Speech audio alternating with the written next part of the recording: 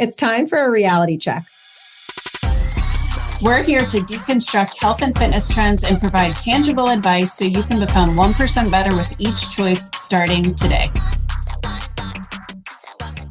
Welcome back to this episode of Reality Check. We are your hosts, Jess and Jill. And if you've been here, you know we talk about macros a lot. And we talked about in another episode using macros for fat loss versus not using macros for fat loss. But today we want to talk about what the title of the podcast is, Health Beyond Macros. And what we mean by that is we love macros and we'll, touch on the benefits again of them and why you can use them and all of those things. But health and nutrition and weight loss and everything goes so far beyond the calories and the macros that you're consuming. And that's really what we want to talk about. And this is kind of from obviously an educational standpoint for listeners and clients and future clients and whatever, but also from a coach's standpoint, because we get compared to air quote macro coaches often. And what we do is so far beyond macros. I cannot possibly stress that enough.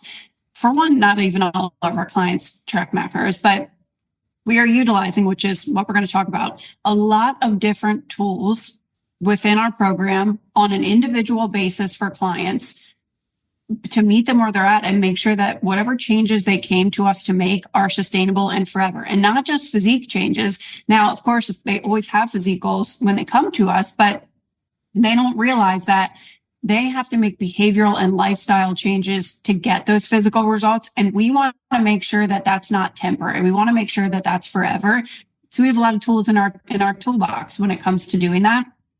But we don't just have a bazillion resources and then we give them all to you and you say, and I say, read them. Here's everything you need to know about macros and lifestyle and living and healthy and being strong and being fit. Let me know when you're done, right? This goes on a week-to-week basis with clients, right? Every single week we have this official touch point where we're checking in, reflecting on the previous week, what went well, what didn't, what do we need to change, what's working, what's not, right? And as situations come up or as these conversations happen with clients, then we are giving them one tool at a time from our tool belt, right? To make sure that, one, we're not just throwing information out at you because hello, it's 2024. Google exists. You don't need us to provide information. You need us to provide information to you in tangible ways that fit your life and in ways that you can implement them realistically for yourself and in ways that are sustainable for you. And then we hold you accountable to those things that you feel are tangible and realistic and will get you to your goal, right? So, that's really kind of the premise of this episode is sure, we're adjusting your macros, but we're doing all these other things too.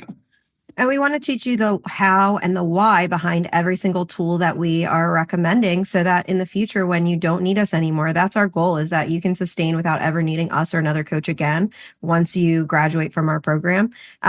We want to teach you the how and the why behind each thing. So if a coach is out there and just subscribing macros to you or saying, here's your plan, go, or if you can't meet them, you're not working hard enough, that's a red flag on a coach, because our job is to get to the bottom of what's your personal roadblock with this? Because I'm not giving you chapter 10 homework if we're not passing chapter 1 yet, honestly. We need to layer on healthy habits and then your life will be totally different in 2 years, 5 years, 10 years, versus just dumping everything at you, getting you good physical results in a month and then never seeing you again because you burn out, right? So we're building these habits on as we go, and they are very individual to each and every single person. So I think the people who get definitely the people who get the most out of the program are the ones who give the most in terms of being vulnerable and trying things that they've never tried before and accepting I need to change my thought pattern around how I have always believed about this. Being open to failure. Yeah. So when we have clients who don't check in for weeks on end and we're reaching out hey, how you doing? This is not my job to be your wrangler or your cheerleader or your accountability buddy. My job is, hey, when you're ready, let's talk. And I need you to be real with me. What are the things you're struggling with? And I'm going to meet you where you are. And we're going to start I use this example a lot, but like if you're working out 0 days a week, I'm not throwing 5 at you because 5 is optimal. Let's start with 1 or 2 days a week. And then when that becomes the norm, maybe we add a third, because realistically, that's going to, you can do 5. I'm not going to give you 5. and a lot of times people are like, well, this isn't hard enough. This isn't working. And it's like, no. We're in it for you to stay fit for life versus other coaches who are promising quick results. And then I would love to see where their clients are in 2 years and 3 years, because usually they just disappear. And I was that coach when I very first started training, because most trainers start saying, I want to get people their best results. And it's like, cool. How sustainable is it for each individual? So a lot of what we do is behavioral change and like the psychology of getting people to actually want to change their day-to-day inputs and their habits. And Jill mentioned this because I know she's especially a big fan of tracking macros. Both of us eat more intuitively most of our lives for the past 5 years or more. So we don't see tracking as a forever thing. It is one of the many tools in our toolbox. So another thing is like a lot of these macro or physique specific coaches will really harp on how you have to measure every single gram of everything you put in your face, because obviously you don't know how many calories if you're not tracking it. And it's like, whoa, there's a sliding scale of ways to produce healthy outcomes and physique outcomes. And if we're taking that hardcore of an approach, again, not sustainable, but also like we really want to prioritize our clients' mental health as well. So that's a really big thing that we put, like, somebody with 4 kids and a job is going to have really different realistic goals than like somebody who just graduated from college who has all the time in the world with no family yet, right? Like, so we take every single factor into account when we're coming up with a plan with our client. We're not just handing our client a plan, because that is not sustainable. Yeah. There's not this one plan, right? There's not this one thing that we do for each person. We have an app, right? We have this private app that clients get access to, and they each have their own calendar, right? So they each have their own workouts that are custom. They each have habits that are custom. None of that even matters. None of that is even relevant to what I'm saying to you today, because the coaching and the change, sure, it happens with them being consistent to the goals that we set each week, but it happens in the conversations that we have. Because if a client checks in and we're now 2 to 3 weeks in a row of, they used to do 3 workouts religiously every week, and now all of a sudden they're not, right? Okay, why?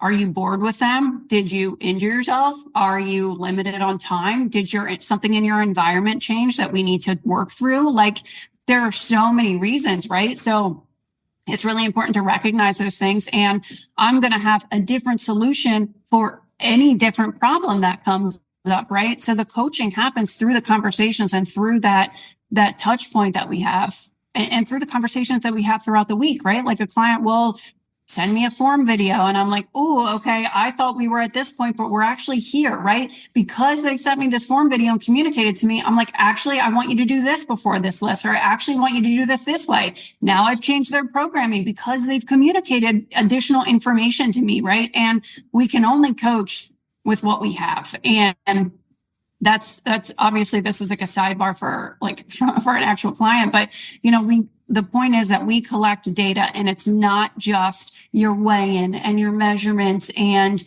how much sleep you got that week or how much water you had. We're getting all of this information of what feels good in your life, what's making you happy right now, what goals you want to set for yourself this week. Have your goals changed since last month, right? Because we're going to constantly pivot. I just had a conversation with a client. Hey, I'm about 10 days out from your next month of programming, and I want to talk to you about it. We've been doing X, Y, and Z. This is the direction I think we go, but I know you have this coming up, and it's fall and your kids are going back to school. Does this look realistic for you? And she said no. And I was like, great, let's get on a phone call really quick and talk through it, right? Like, I don't just put your workouts on and go, like, unless I'm with the client a long time. And obviously I know, and we're in a good groove, but a lot of times there are those additional conversations, and I can't communicate that. I can't relay that to people hiring a coach, because they just want macros and they just want a plan handed to them and they just want results, and they don't understand that this is the variable and this is the difference maker, and this is the difference between you keeping your results forever and you just getting them short term. So many people say, like, I just want a plan, I just want you to tell me what to do, and I'm like, okay, you paying me forever? I'm cool with that if you want to pay me forever, but I just want to be clear on how we're approaching this, because I'm happy to give you a plan and not talk to you, and you just pay me every month until you die to stay healthy. It's not effective. I'm not happy doing that. I will not do that. Like ethically, no.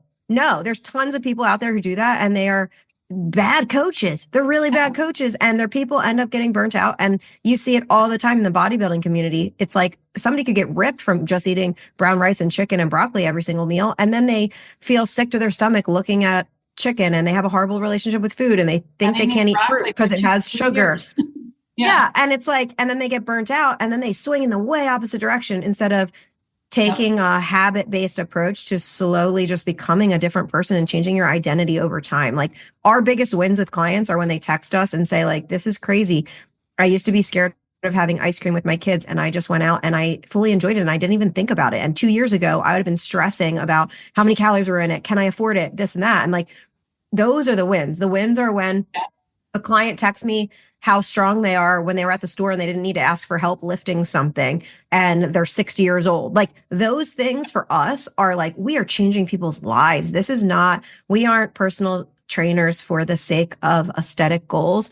A lot of people sign up for us because they have physique goals, but our job is by the end of 6 months, a year, 2 years together, we've shifted their priority to their health, and they are noticing completely different wins that they didn't even realize they would get out of this. Like another client just texted me after vacation with her family, a sister-in-law on Optivia, a mother-in-law on Ozempic, both of them criticizing everybody's food while they're on vacation. And she was like, this is wild. This is the first time in 20 years I haven't worried about what I'm eating, and I'm still nourishing myself because it feels good, but like I'm not restricting at the beach. I had fries, whatever.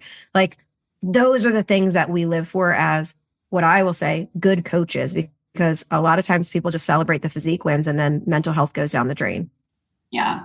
And, I will say like early on in coaching, I was very like, if it fits your macros, right, it was macros. And then I adjusted those macros based on your weigh-in. And it was like, okay, have a good week, right? Like we didn't talk about what they struggled with or whatever. It was like, did you do your workouts? Yes or no? Did you track your macros? Did you hit them or not?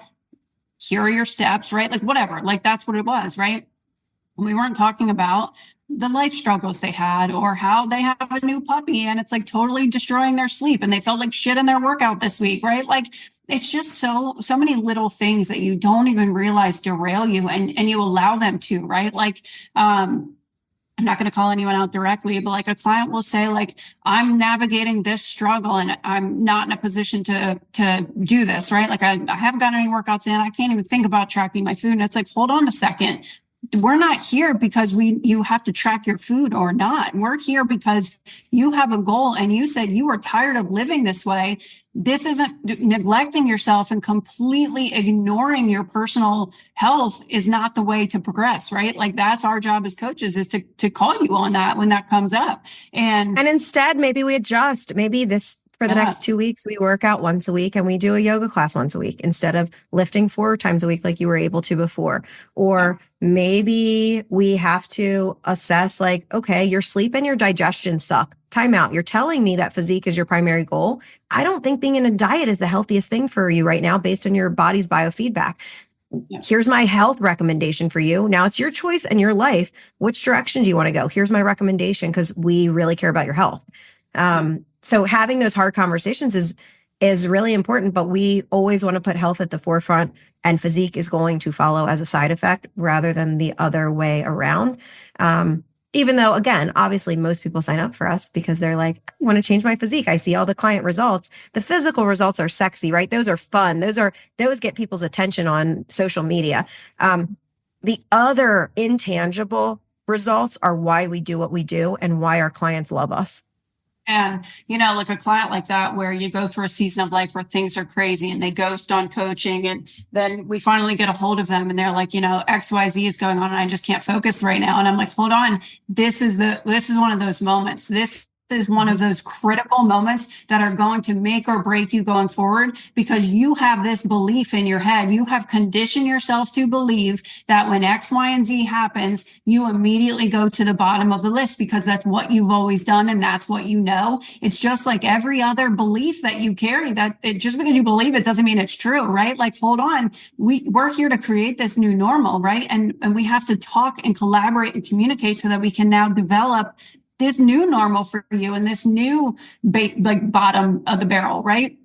My bottom of the barrel isn't not eating and not tracking and YOLO eat whatever I want. Like, I had a client, she was like, I don't know, life got crazy. I'll be honest, I haven't been doing anything. I've been just eating everything in sight. And I'm like, why though? Like, you're how many months in, right? And this was a big roadblock that we had to navigate through. And now we have a plan and we're back on track. But it took a second because she stopped communicating. And I was like, wait a second, we have to talk through.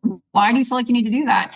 And she got up to this place of like, I'm so stressed that I figured, like, what was the point? And it was like, okay, well, what if we do X, Y, and Z? Or tell me what would feel good for this. And she was like, well, I could do 2 gym workouts a week. I just can't get there 4. I'm like, great, let's do 2. And she's like, wow, that's it? Like, we just change it? And I'm like, yeah, like that's. And we can program it more effectively, knowing realistically what you can be consistent with. Whereas if I program you 4 days a week, I might spread out the lifts differently. Like, so we can actually help you do it more effectively if we know realistically what fits your life season.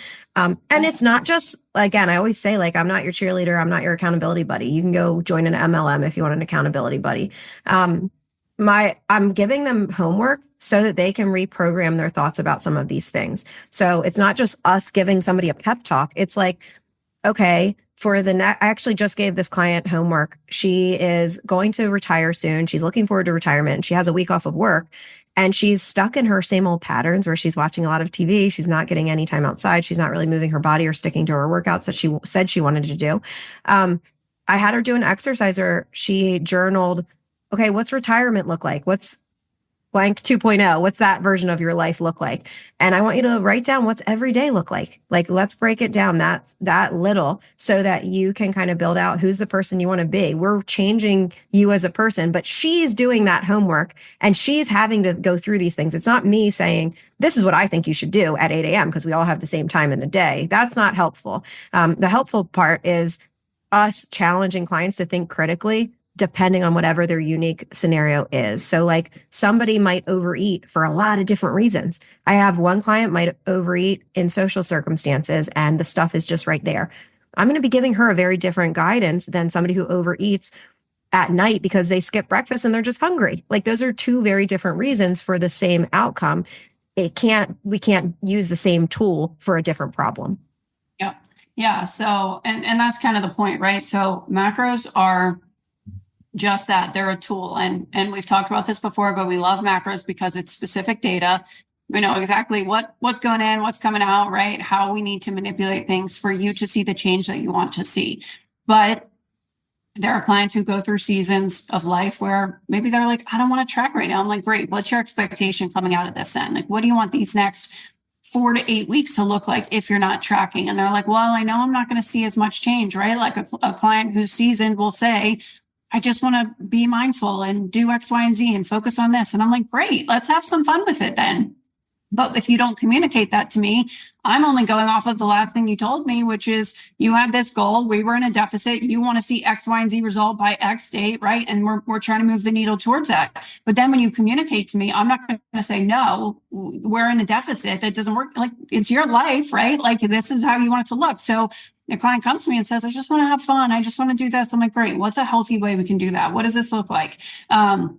And then we throw everything in the trash and have a different plan, right? And the other thing is, even if you track macros, we always stress they are not meant to be forever. They're such a great tool that you can go back to, right? That you could do like your own quick fat loss phase if you need to on your own. Like, we want you to have all of those tools in your toolbox. We just can't give you our toolbox because you don't know how to use the tools, right? Like, we have to show you one at a time so that you can master it, you know how to use it and all of those things. And we've been building these tools over the course of our 5-7 years of coaching. with lots of different people with lots of different backgrounds. This is not, I am coaching way better than I was when I started training full time in 2017, because I have more tools in my toolbox. I've worked with different people from different walks of life than I did then. So I think that that's really important to remember is like, we're pulling from this, we're not pulling from some textbook, we're pulling from experience and working with lots of different people. Yeah, and macros are, it's just data, right? It's not a diet, it's not this forever thing. It's just having some awareness around your nutrition when you do want to be at that point to make a change. Now, if you're genuinely like, I don't want to see physique change, I just want to be stronger and feel my body and be healthy, like, do I think tracking macros is the right thing for you? I mean, maybe. It depends on what feels good for you and what your habits are and what maybe behaviors that aren't serving your goal, right? But maybe you don't track at all ever, right? Like there are so many different ways to do it. So I think that's important to understand too, that it's not you track macros or you don't see progress, or you don't see results or whatever. Another thing I think really good coaches do that we really put an emphasis on, and you've talked a lot about like clients need to communicate with us, right? So that we can meet them where they are. But it's also our job as a coach to challenge you and pull out of you, hey, let's game plan the next 6 months to a year. Whether you're working with me or not, we need to help people zoom out quite a bit, because a lot of times people get caught up in the week to week. Well, I just want to lose fat. I just want to lose fat. And part of really good coaching is learning how to maintain that new figure and that health and that fitness and those healthy habits. If your coach is it, again, I'm giving you guys red flags. So if you're shopping around and looking to hire a trainer or coach, this is an important one. If their only interest is fat loss, they are missing out on two very important pieces of the puzzle when it comes to long-term sustainable health. And I'll say, okay, muscle building is one of those pieces, but learning to maintain and live in that new figure, learning to maintain habits is not, we're not doing anything. I think sometimes people see this as, well, I'm paying for a service, I just want to lose weight. And it's like, whoa, whoa, whoa. Look at all the things that are changing in this season of not losing weight, but learning how to maintain. So we help people change their physiques, and then we help them learn how to maintain. And we talk about like, okay, if we're in this deficit for, let's say 12 weeks, we want to be spending most of our year not dieting. What's that look like? When's the best time to be in a deficit? Because I certainly don't want to be dieting around Thanksgiving and Christmas and holiday parties. Like, when's the best time for that in your life? Because everybody's life is different. You have a vacation coming up? Cool. Let's talk about not tracking during vacation and learning to just add some fruits and veggies and colorful plates at each meal. We're implementing that stuff as we go so that you can learn how to approach every single season of your life, not, oh, well, this is what a scientific book told me is the most effective, because that's not realistic in terms of implementing it for the rest of your life. I feel like we should maybe have gone over this at the very beginning, but if you haven't listened to our past episodes about what macro tracking is, so calories in, calories out will help you gain or lose weight. Okay. If you consume more calories than you are burning, and I'm not talking burning through exercise, your body burns all the time just by being alive. If you take in more calories than you expend, you will gain weight. If you take in less, you will lose weight. Tracking your macronutrients, which we all eat, carbs, fats, and proteins are macronutrients. They are in everything we eat. If you are tracking those and being really mindful of how much protein specifically you're taking in, you can influence if that weight loss comes from body fat or muscle mass, which is very important for health and for physique. Beyond that, micronutrients are important to help us feel healthy. So you could have perfect macronutrients, but get all your nutrients from processed protein bars and, I don't know, get all your carbs from cookies. And you're not going to be healthy at a cellular level. And you're probably going to have crappy energy, and you may suffer more underlying issues over time the longer you do that approach. So we really think all three are important. And again, we manipulate all three, whether we have clients tracking macronutrients or not.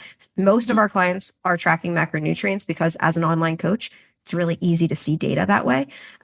But we have a lot of clients who track habits or send us pictures of their meals or whatever. In any of those cases, all three of those things are equally important in every piece of the puzzle. Weight loss alone is not healthy. Body fat loss can be healthy. Muscle gain can be healthy. And then what we are eating in terms of vitamins and minerals also super matters. Mm-hmm. And with tracking macros, right? Like we kind of touched on this, but it's and Jess just explained this by breaking down calories, macros, and micros, but you have to know how to manipulate your approach, right? Whatever you're doing with nutrition based on your goal, you have to know how to manipulate it to one, just like see progress, but also when things don't go the way that you expected, or life happened and threw you a curveball and you couldn't execute the way that you thought you could execute. Or maybe you followed everything perfectly and the result wasn't what you thought. And it's like, what do I do now? Right. It's just knowing how to go through those adaptations, and then just knowing that macros in and of themselves like, aren't a diet. Like that doesn't change the fact that I can give you a set of macros, or you can go hire a macros coach for $100 a month, whatever it is, right? And they'll give you those macros and change them once a week, not talk to you about anything else. But you have to know how to approach your lifestyle from a maintenance perspective. Like, do you know why you're lowering macros this week? Do you know why you're not lowering macros this week? Do you know why you're at a plateau 3 weeks in and you should take a diet break? Like, you have to know how to manipulate whether you're doing macros or a different nutrition approach, right? You have to know that, and you have to, it can be tricky, right? It can be done. People lose weight on their own all the time. It can be tricky to be objective of your own data because there are a lot of variables to consider, right? Like, can you objectively look at the scale that goes up 3 pounds that week, but you're like, man, I really thought I hit my nutrition perfectly and I got to the gym 4 days this week, but then can you objectively look like in a check-in? I'll see that for a client on their calendar, but through their check-in form, I can see they had family in town this week and they ate out probably 3 times as much as they normally would, right? So while in their head, they think they hit their macros, I look at their food diary. I'm like, hey, you went here, here, here, here, and here, right? All week. And that's not typical for you.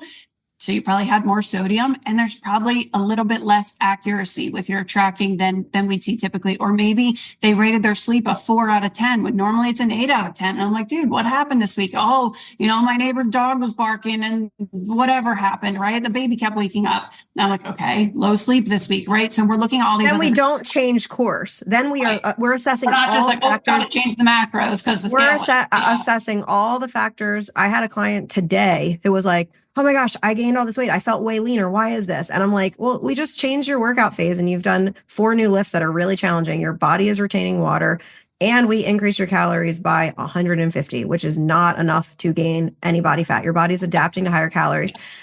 This is good stuff. Glad to hear you're feeling leaner. But again, if a coach is only going off of weight and trying to aim for fat loss versus adaptation over time for muscle and body fat, they're going to end up leading you to this unhealthy place of just adding more exercise, taking away more calories, and not learning when it's healthy to maintain. Which is exactly what I was going to say is like respectfully, but like not respectfully. A coach, someone who calls himself a coach and prescribes macros to people, you can do that in a very unhealthy, aggressive, and restrictive way. I worked with a coach who gave me 900 calories a day, but I thought I was fine because it was macros and I could eat whatever I wanted. And it's like, and her physique was baller, but her mental health and her relationship with food was absolute trash. Yeah. It was horribly unhealthy.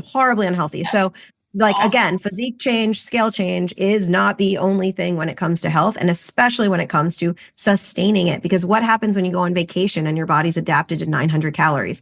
You go eat like a normal person again, and now you gain weight. Versus if we can teach you how to adapt your body back up to normal calories, you can enjoy your social life. You can eat like I eat when we're out, and I want all the pad thai and drunken noodles and nachos, and maintain, right? Like we're still eating healthy most of the time because it makes us feel good. We're still strength training 3 or 4 days a week because we want to get strong and not die early. But I'm able to maintain my body too, which feels pretty freaking good after having 2 kids that are little. And, you can go online and get macros right now. There are 8 billion macro calculators. Just go on, type in your stats, and it'll spit out macros. And you can put them in your MyFitnessPal or whatever app you use as a goal. You can track them and you can hit them. You might see change, you might not. There is, again, respectfully, not a lot of skill in giving out a set of macros. There's just not. It doesn't require brain power. There are very specific equations. There's a couple of different ones that calculators use on the back end, You can Google them. Like it's not hard to plug in somebody's height, weight, gender, and some generic activity level multiplier and give out a set of macros. It just does not require any brain power. And honestly, the person you're paying $100 a month for that has none of this skill or ability to help you like make sustainable changes and implement behavior change techniques in a tangible way for you, you are actually wasting more money on that unless you are just amazing and perfect and you know how to overcome all of the things all of the time and you can adapt no matter what life throws your way. Kudos to you. Would love to chat, but you're actually wasting more money on that $100 a month than you would on coaching like this, because I don't just give you macros. That's like the least of our freaking concerns. So I think that's important to understand that macros they can be a quick fix. They can be very generic. It happens all the time. I checked macros and it didn't work for me, or I used this calculator and I followed it to a T and I didn't see the scale went up 1 pound. And it's like, okay, obviously the coach in me is like, well, there's a lot of things to consider here. What are the variables? What did you do? How did you track? Did you work out? But honestly, there's so many things to consider when it comes to that, just outside of hitting your macros or not.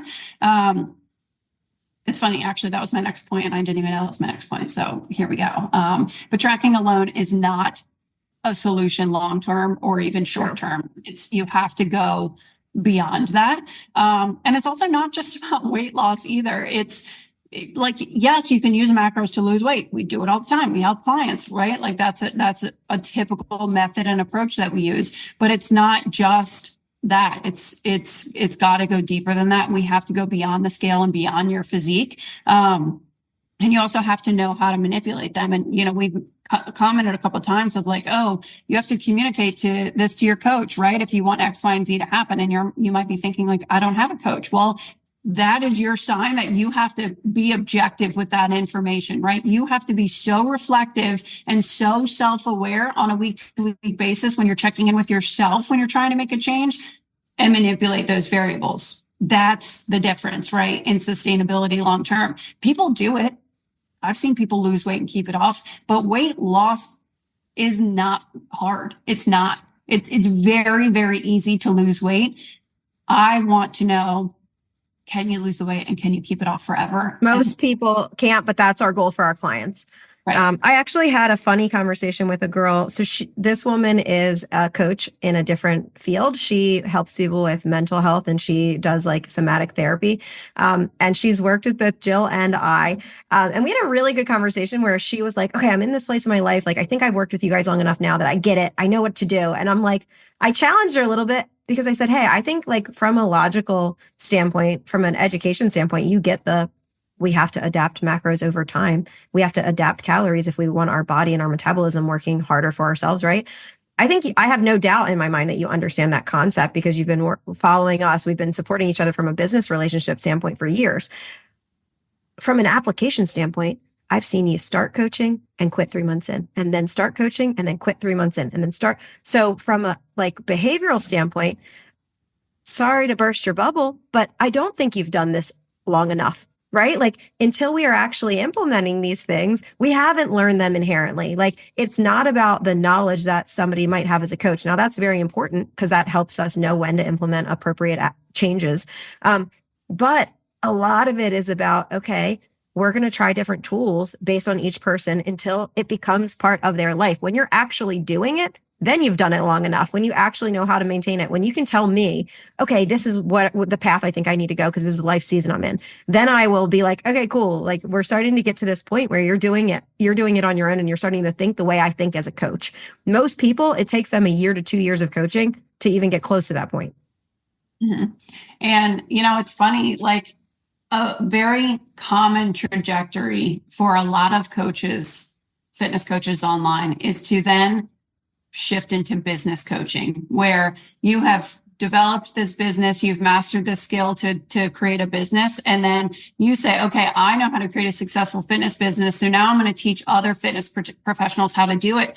And to be honest with you, I've had a lot of people, whether they're asking me, do you do this? Do you provide the service? Or like mentors who have said, have you ever considered this? And I'm like, honestly, no, because if I do something like that, it has to be from the place of educating this, like exactly what we're talking about in this, because I would not put my head on my pillow at night and feel good about myself knowing if I have this coach who's telling me they're doing X, Y, and Z with their clients, and if it doesn't align and it doesn't serve people on a large scale in a way that is healthy and sustainable and long term, like I can't get behind that. I would really struggle with that morally. And it's why I don't, not to mention, I just genuinely love what we do. And I don't, it's not a cash grab for me. I just like to help people in this way.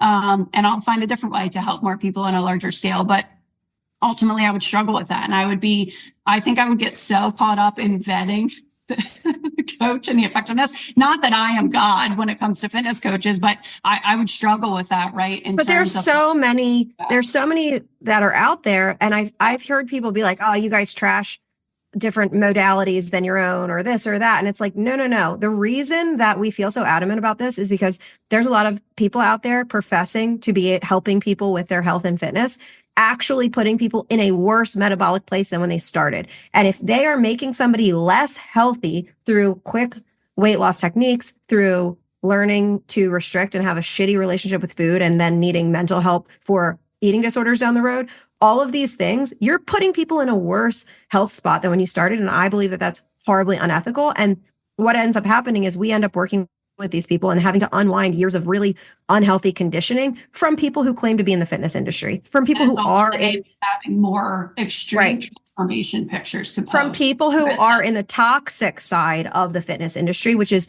way too far common. Okay. So that is why we feel so passionately about this, is because we've worked with so many women who came from that space and are in a horrible spot with their relationship with food and their body. And we want to combat that. We do not want to promote that in any way.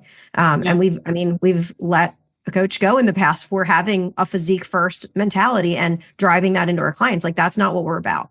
Yeah, it's not the point. And we're not like, if I notice that something in their health or their mental well-being is being sacrificed in the name of the scale, I'm going to say as a coach, we got to change. Like, this isn't okay.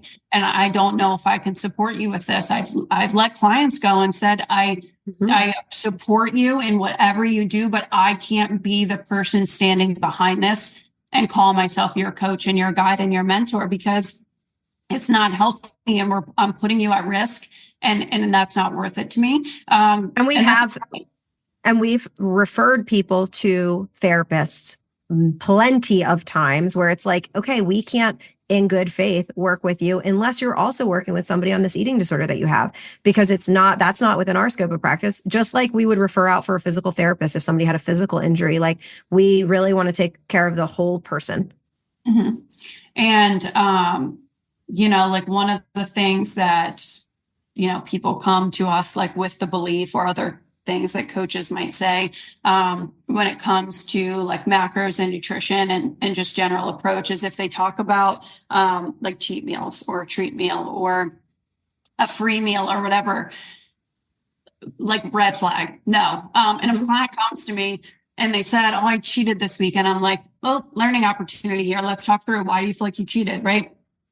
And then we talk through that, and they're like, well, I did this and this, but I didn't track it. And I'm like, so, okay, so here's one example, right? You feel like you cheated because you didn't track it, right? Or sometimes they don't track it because they think it's bad. So they're like, I didn't track it because it's bad. And it's like, well, hold on a second. What makes you think it's bad? Like, I had an ice cream cone. I'm like, did you have 5 ice cream cones? Did you have 10? No, I just had one with my kids at the park. I'm like, that sounds really great. Like, cool. Hopefully we're helping them unwind those patterns. Like, we want them to unwind those patterns. We did an episode on this recently, but about the relationship with food. Like, a lot of times that's what ends up happening, is we get to a place where we're able to look at data neutrally rather than good or bad. It's like neutral, and every choice has a good or a healthy or less healthy consequence, right?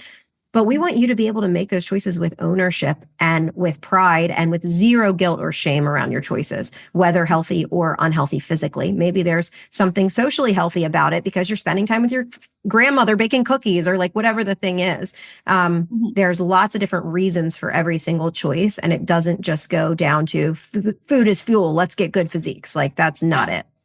Actually, my husband and I went on a vacation, a couple of weeks ago, and started off the trip like ready to let loose. And we went out for Mexican and we had a couple of margaritas. And then, of course, the next day we found a cool brunch spot. And I was like, oh, mimosas and whatever, like nowhere to be. We're on vacation. Let's have some drinks. And literally day 3, I woke up and I was like, I am so bloated. I'm so inflamed. I'm like physically uncomfortable because I'm not used to drinking that. I say in excess. I had like 2 to 3 drinks per day max, but it was enough for me to not feel good. Now I went on a vacation with Jess and I drank balls to the wall for 3 days and had a freaking blast and felt fine. So guess what? I kept doing it. But on this vacation, I told my husband, I'm like, I don't know why, like this is really messing up my sleep. And it's actually taking away from the relaxation I came on this vacation for. And we both decided like, let's just not drink for the rest of the week. If we feel good later, maybe we'll have one. But I made that decision for myself. And that wasn't because alcohol is bad. Obviously it's toxin, but it wasn't because I was like, felt shame by drinking. It wasn't the choice I wanted to make. And it doesn't feel good. Yeah. Like you're at a place where you listen to your body more once you start to feel good from fueling your body well. From eating nutrient dense foods, you start to actually want them because you just feel better, not because you think you have to or you should. Yeah. A lot of our coaching is also to the language like that. Like if we hear somebody picking apart their body, we're talking about it. If we hear somebody saying like, well, I have to run or I have to do this or I have to eat, I shouldn't have this food. It's like, let's rewind that because that's now getting back to the identity and your relationship with that food. If you're saying you should or shouldn't do it, you're going to be competing with yourself internally. Let's talk about what do you want? What are you choosing to do? And can you own those choices, period? It's not a should or shouldn't. It's not because we're telling you to as a coach. We're coaching you to draw out of you. What are your goals? Where do you need to be and where do you want to be? And we're going to meet you there. And I think we have a whole episode that we've already done on like what to look for and not like red flags in coaches. Yeah.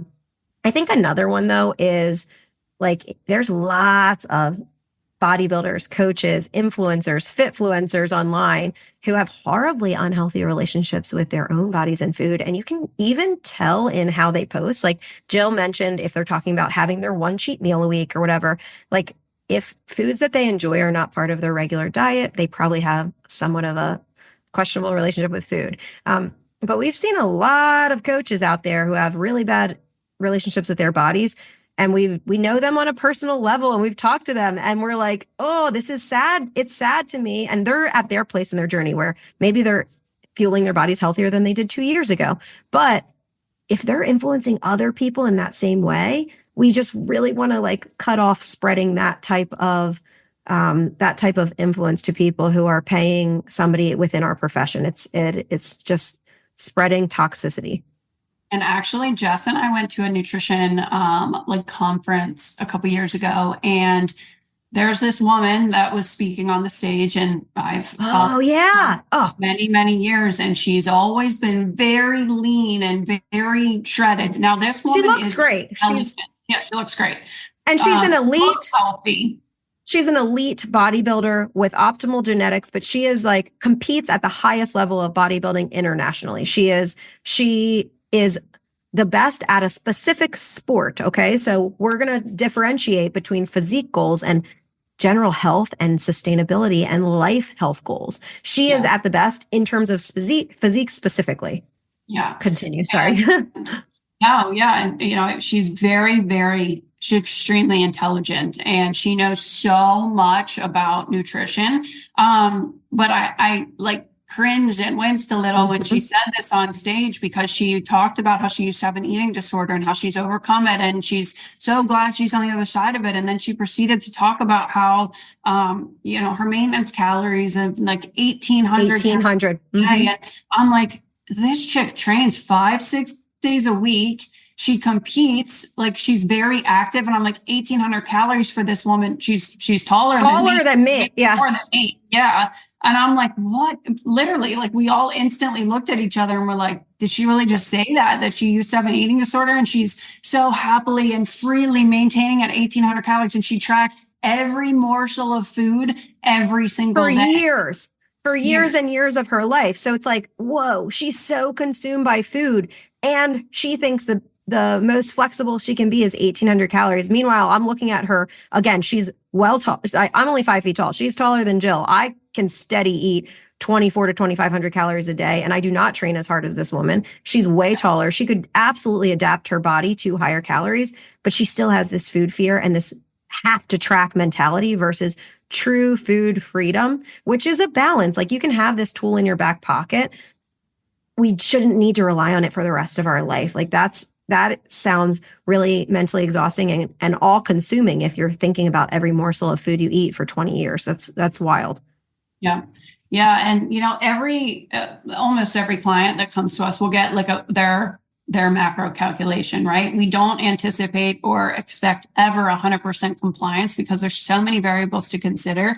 And we keep giving scenarios and examples, but I think it's a good way to like prove these different situations, but and why it goes beyond macros. But I had a client, Jess and I have both worked with her. She's so lovely. She's been with us for a couple of years. And when she first started with us, she had a very heavy social life and she was like life of the party gal, and that meant alcohol. And we never had a conversation about, cutting back or making those changes. She actually had a good bit of self-awareness and would say, I can see that my progress is slower. Is there something else that I can do or change, or is there something that's holding me back? And I'm like, wow, what an incredible question for a client to ask. And she did that pretty early on.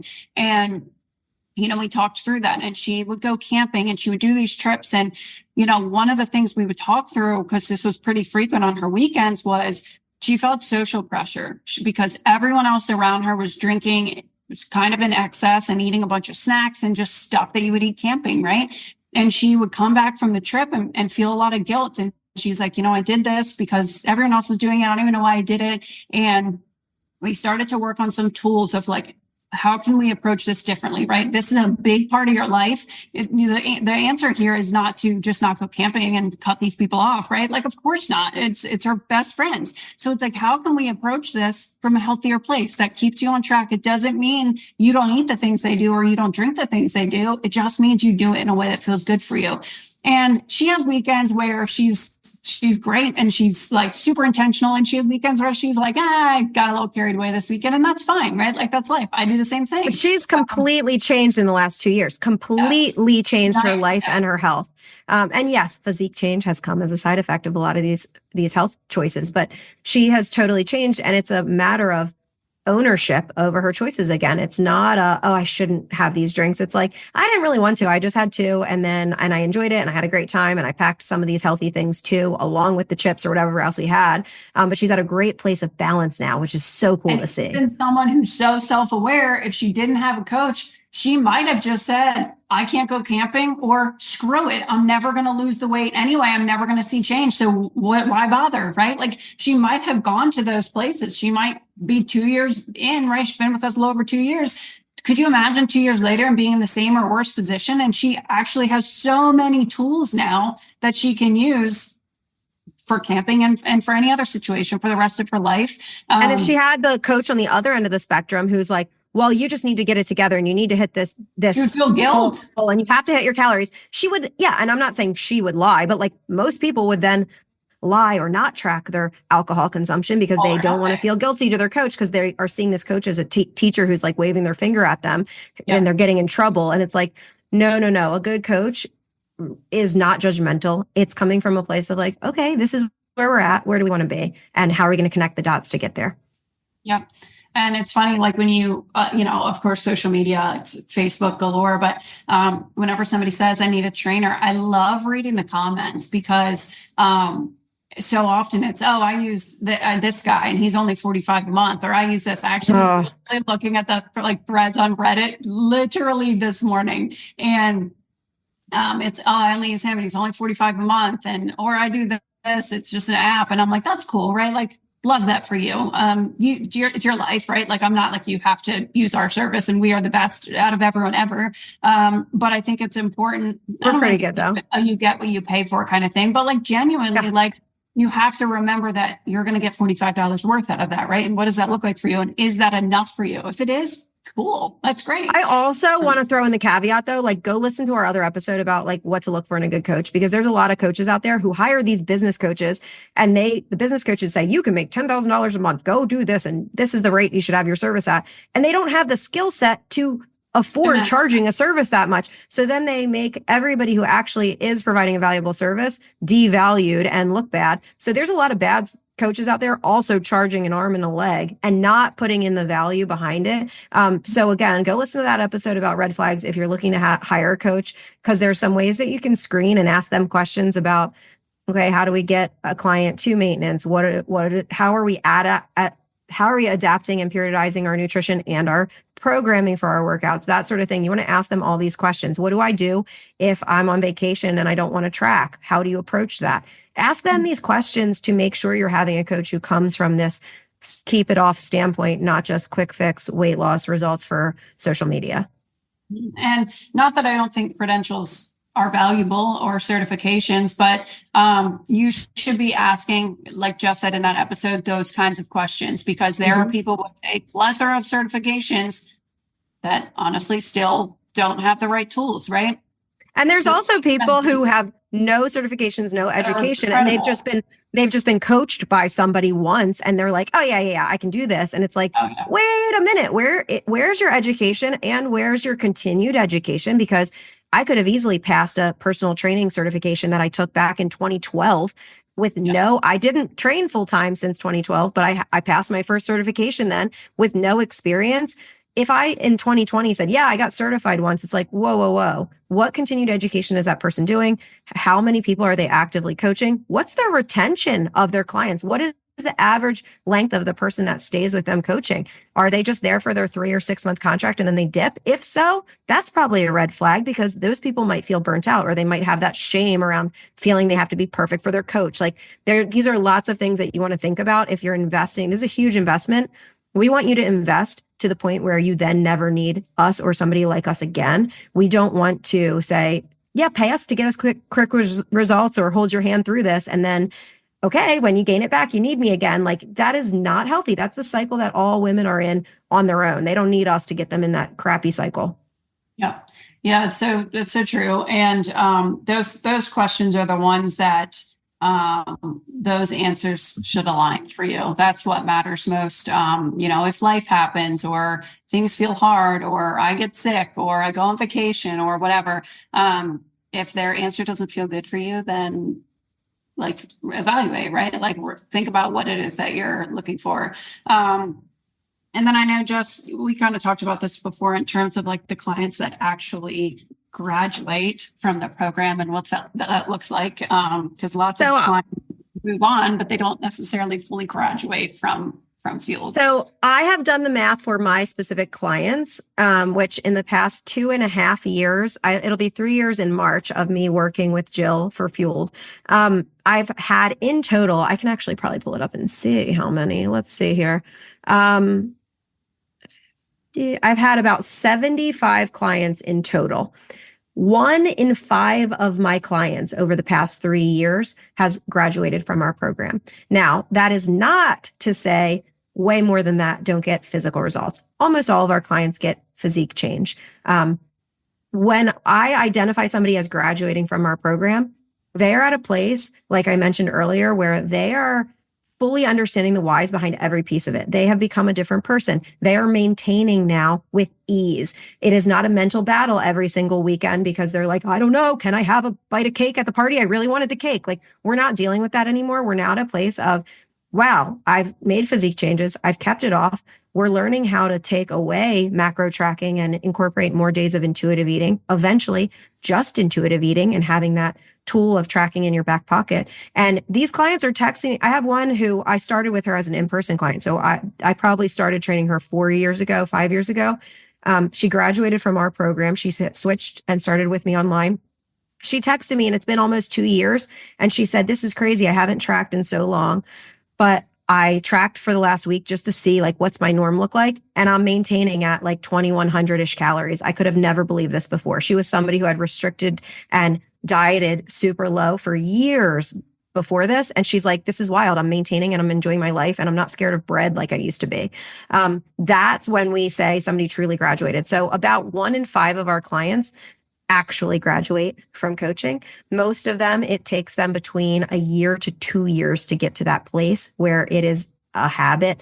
We've gone through every life season. We've gone through multiple phases of muscle builds or deficits or maintenance phases. We've gone through pregnancies with them, postpartum journeys with them, vacations with them. We've gone through all these things. So when they leave us, they genuinely don't need us again.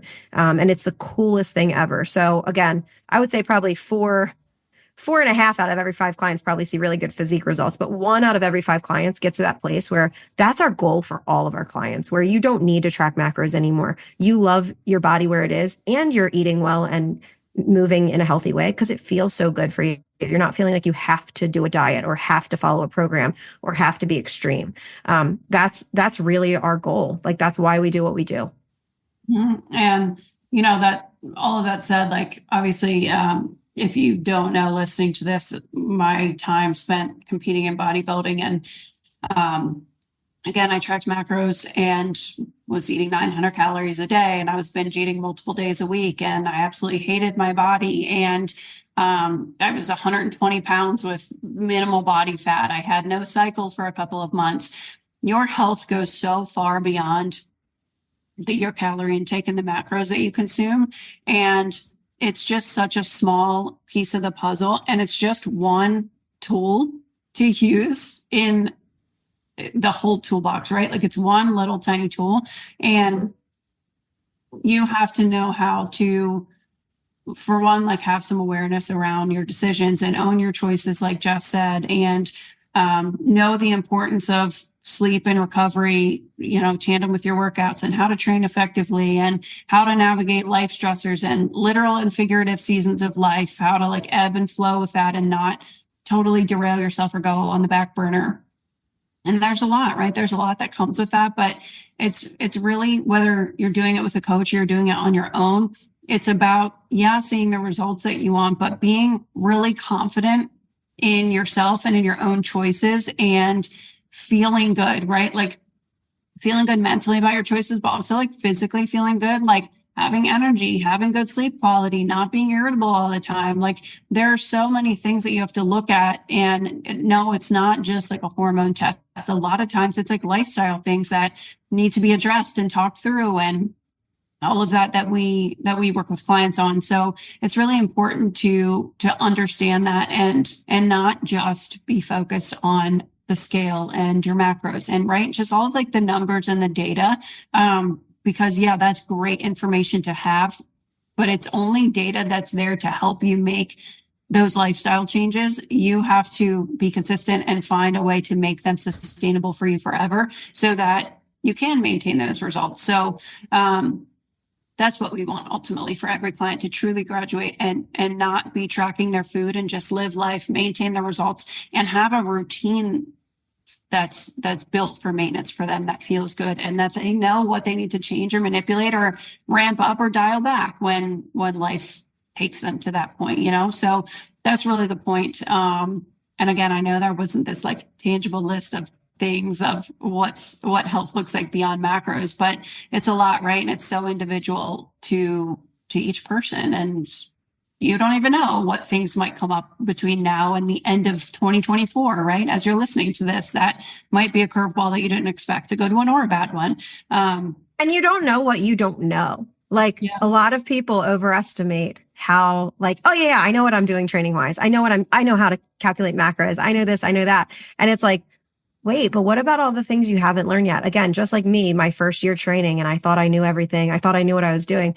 The amount of things I've learned along the way from my continued education, from working with clients that are very different in different seasons of life, from working with people who suffer from extreme obesity, because I've never had that personally, to know, okay, I can't program a flat bench press because it's going to be uncomfortable getting up and down. Like these are the little nuanced things that a really good coach is thinking through at every single step of the way.